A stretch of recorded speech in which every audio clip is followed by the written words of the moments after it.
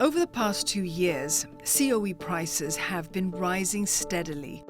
In November's first bidding exercise, they hit fresh highs in 3 categories. COE premiums for Cat B, which is for larger cars, hit a record of over 115,000 Sing dollars. Vehicles in the open category set a new record, surpassing the previous high set in July. And motorcycle premiums were the highest they have ever been. Market watchers say there are many reasons for the rise in prices. When prices move up, either the supply is down or the demand is higher. In this case, it's a bit of both. On the supply side, if you remember, since February 2018, we have a 0% growth rate on cars and motorcycles. And for commercial vehicles, it's 0.25%. For that car and motorcycle, 0% growth rate has been extended till Jan 2025.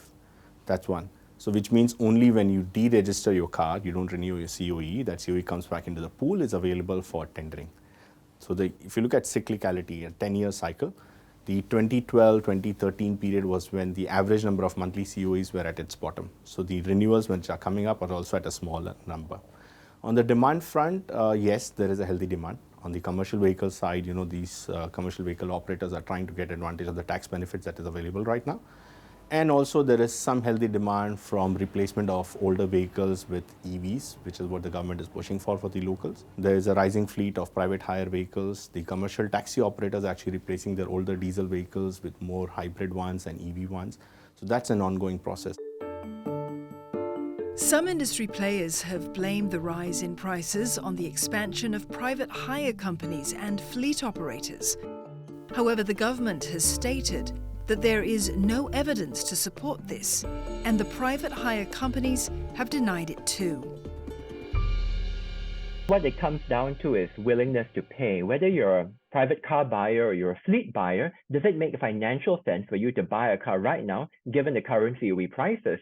And for a fleet buyer, what they think about is whether their investment pays for itself in terms of the rental value. Are they going to get enough rental fees to recover the COE investment?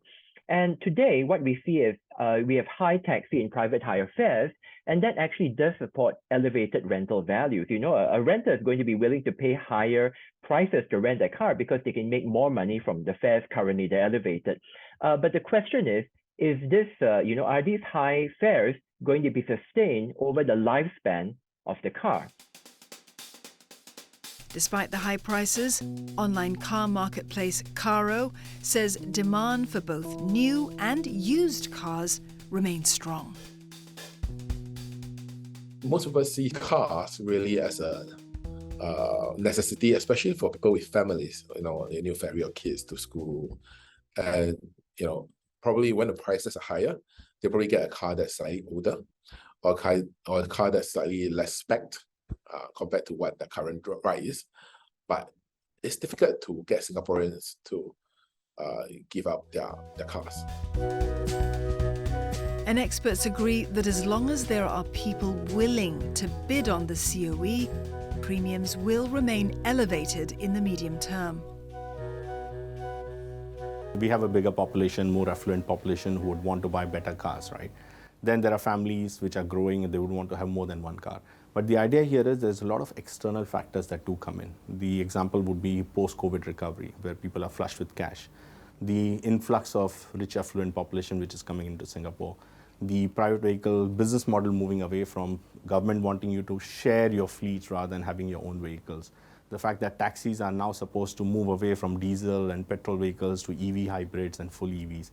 Now this regulatory changes and external shock would mean that demand will remain variable. Very hard to predict, but it will still be there. And if supply remains short, prices will remain elevated in the medium term. Caro agrees and expects demand in the second-hand market, in particular, to remain elevated.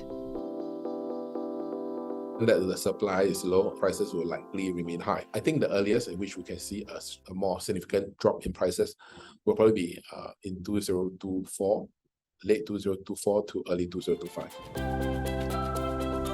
Given such market factors, does it mean that prices can only go up?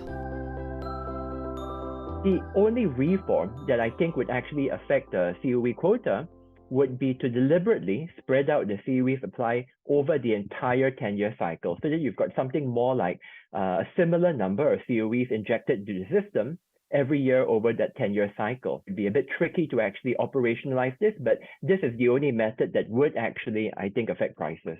Then if you take a bit of a step back, the COE system is actually a blunt tool for dealing with congestion. We control the total number of vehicles, whether those vehicles are used heavily or not. And we are now, introducing this next-gen ERP system. If we're willing to expand road pricing beyond just the central business district, we can actually bump up vehicle ownership, because we can then price what actually is the problem, which is vehicle use, not ownership.